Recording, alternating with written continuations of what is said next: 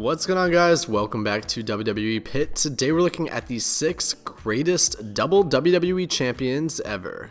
At number 6, Stone Cold Steve Austin. He was the WWE and Tag Team Champion. Even though he ended up being the biggest star in the history of the WWE, Steve Austin only held 2 championships simultaneously once, and that was during his heel run back in 2001.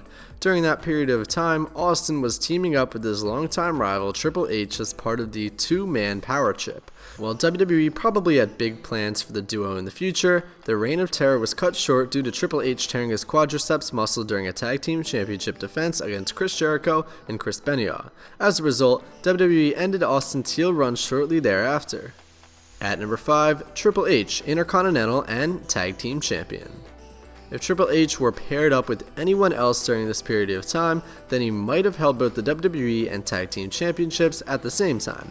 But due to the fact that he was being teamed with Steve Austin, who was the company's biggest star, meant that he'd have to play a second fiddle to the Texas Rattlesnake. Triple H's run alongside Steve Austin didn't end up being a long-term thing, as the Game was injured during the match in where the duo lost the Tag Team Championships to Chris Jericho and Chris Benoit in what is widely believed to be the greatest tag team match in the history of Monday Night Raw.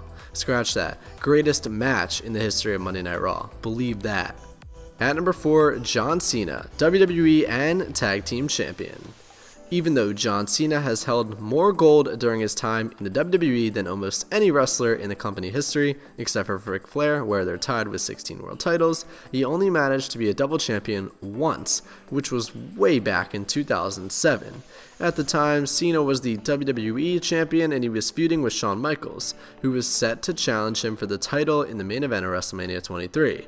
But prior to them having their showdown at WWE's biggest show of the year, Vince McMahon decided to make the rivals the Raw Tag Team Champions. But less than 24 hours after the match at WrestleMania, the team lost their titles in a battle royal to Jeff and Matt Hardy.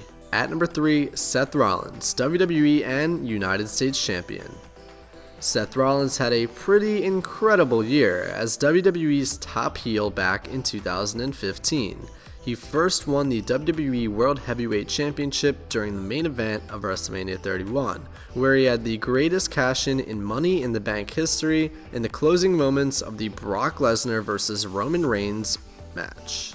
Then, at SummerSlam later that year, the ex-Shield member defeated John Cena, with help from television personality Jon Stewart, to become the first and only pro wrestler to ever held both the WWE and United States Championships simultaneously. Unfortunately though, Rollins' run with the WWE Championship was cut short due to an injury, and his US title reign ended at 2015's Night of Champions, where he was defeated by John Cena. And speaking of Seth Rollins, at number 2, we have his wife, Becky Lynch, Raw and SmackDown Women's Champion. Back in April of 2019, Becky Lynch did what almost everyone predicted, as she ended up winning both the Raw and SmackDown Women's Championships in the main event of WrestleMania 35 against Ronda Rousey and Charlotte.